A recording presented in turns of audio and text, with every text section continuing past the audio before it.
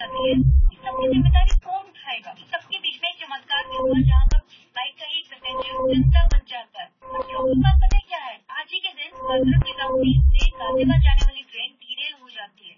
इतनी सारी चीजें एक साथ एक ही दिन में हो रही है, और बात वहीं पर आकर रुक जाती है कि इसकी जिम्मेदारी कौन लेगा।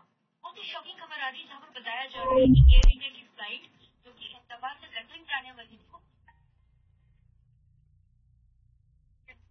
দেখে থাকবেন যেখানে আর মানে হচ্ছে রাশিয়া, আই মানে ইন্ডিয়া, সি মানে চায়না, আর এই আড়াইশো জোটের মাধ্যমে রাশিয়া পৃথিবী জুড়ে আমেরিকার একাধিপত্যকে ভঙ্গ করতে চেয়েছিল।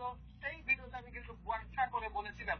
অথচ এই সপ্তাহে রাশিয়া থেকে এমন একটা খবর বেরিয়েছে যে খবরটা শুনে গোটা পৃথিবী জুড়ে চাঞ্চল্য সৃষ্টি হয়েছে। সম্প্রতি নিউ ইয়র্ক টাইমস এর হাতে রাশিয়ার গোয়েন্দা সংস্থার একটা নতুন নথি এসে পৌঁছেছে। সেই নতুন নথিতে স্পষ্টভাবে বলা হয়েছে চীনকে রাশিয়া শত্রু দেশ হিসাবে দেখে, অর্থাৎ চীনকে রাশিয়া এনিমি কান্ট্রি হিসেবে কনসিডার করে। এই রিপোর্টটা ছোটখাটো নয়, ৮ পাতার একটা প্ল্যানিং ডকুমেন্টসের সবচেয়ে সবচেয়ে লেখা আছে কি কি কারণে রাশিয়া চীনকে ঘোর শত্রু মনে করে। পাশ হওয়া এই ডকুমেন্টে বিস্তারিতভাবে বলা আছে চীন কিভাবে রাশিয়া করে গুপ্তচর বৃদ্ধি চালিয়ে যাচ্ছে, কিভাবে তাদের দেশের ভেতরে অনেকদিন ধরে গুপ্তচর বসিয়ে নানান তথ্য চুরি করছে, এবং সেটা ছোটখাটো পরিসরে নয়, বিরাট পরিসরে বলা হয়েছে এই ডকুমেন্টে। আর কিভাবেই বা পাস হলো এই গোপন ডকুমেন্ট, আর এর ফলে আন্তর্জাতিক ভূরাত্রিতে কি প্রভাব পড়বে সবটাই জানবো আজকের এই ভিডিওটাতে।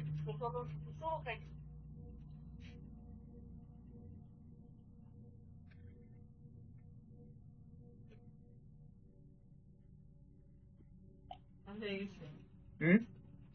আচ্ছা, ওইটা আমি একটু ডিলিট করে আবার আনবো, তাইলে ইয়ে হইতে পারে।